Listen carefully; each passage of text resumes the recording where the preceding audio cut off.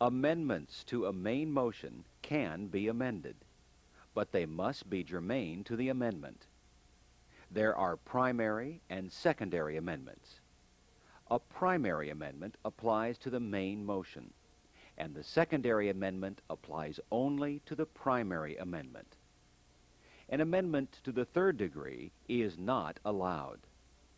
Only one set of primary and secondary amendments is allowed to be pending at the same time.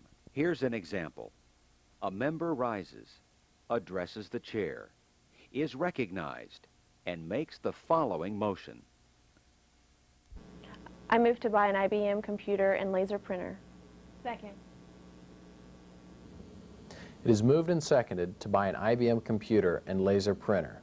Is there any discussion? Member 2 rises and moves to amend. Mr. President,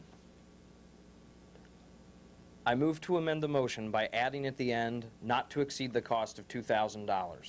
Second. The chair would say, It is moved and seconded to amend the motion by adding at the end, not to exceed the cost of $2,000. If amended, the motion would read, to buy an IBM computer and laser printer, not to exceed the cost of $2,000. Is there any discussion on the amendment? Then another member rises to amend the amendment. Mr. President, I move to amend the amendment by striking out 2,000 and inserting 3,000. I second.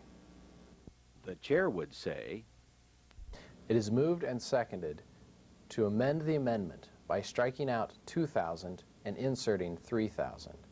If amended, it would read, not to exceed the cost of $3,000. Is there any discussion on the amendment?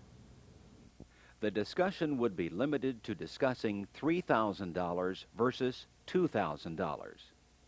Any further amendments would be out of order until these were voted on by the Assembly.